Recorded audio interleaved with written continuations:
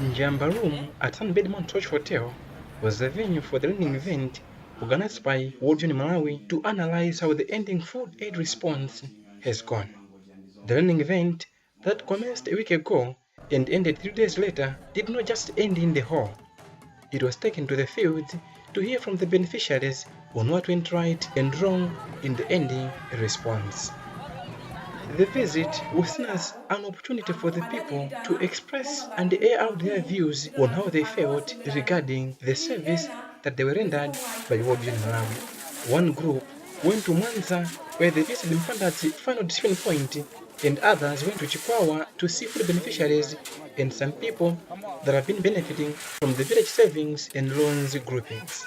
The learning event brought together all key players in the local response team that includes the Malawi government, World Vision, and World Food Program, just to mention but a few.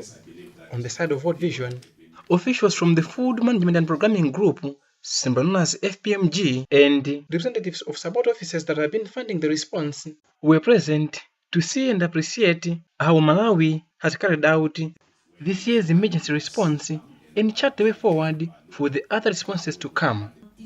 Marta Fontan of WFP thanked World Vision Malawi for organizing the learning event, which she said offered several organizations the platform to share experiences gained in the field.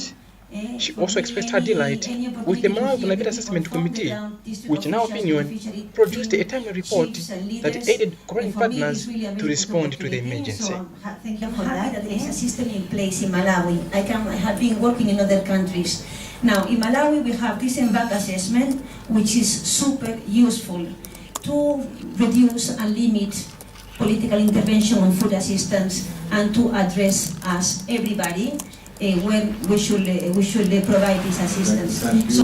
Speaking during the same function, Principal Secretary in the Ministry responsible for disasters, Geoffrey Kunyinji, thanked World Vision for its timely response and the initiatives the organization is making to build standards of response to disasters in Malawi. He later invited the ND and the grants manager to visit the Vice President, who is head of the response operations in the country. We virtually remain grateful to you, and Malawi government is very much appreciative to what you have done. I was talking to Dingi that with all the good work that you are doing, I would like to see you and Dingi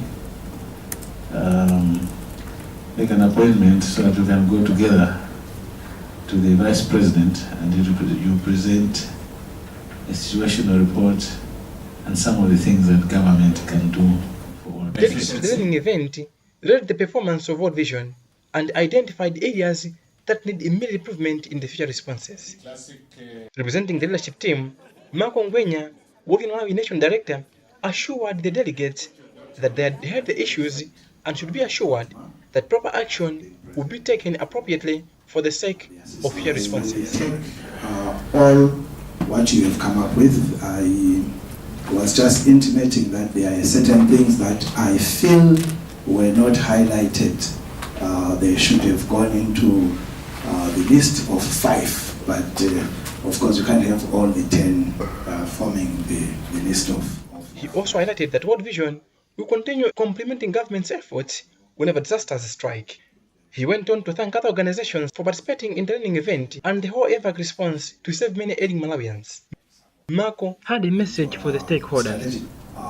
We are not a crawling child, but we're a child that is able to run.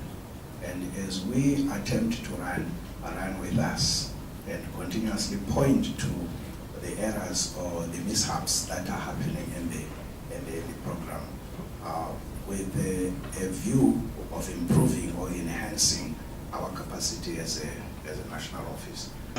Among the most decisive issues brought before the leadership team was the use of classrooms as prepositional warehouses. Despite being a decision made by local leaders and people, the participants noted that the use of classrooms as warehouses and condemned children playing outside under the trees deprives learners of their right to education. For World HA Communications, this is Charles Andrew Kabina.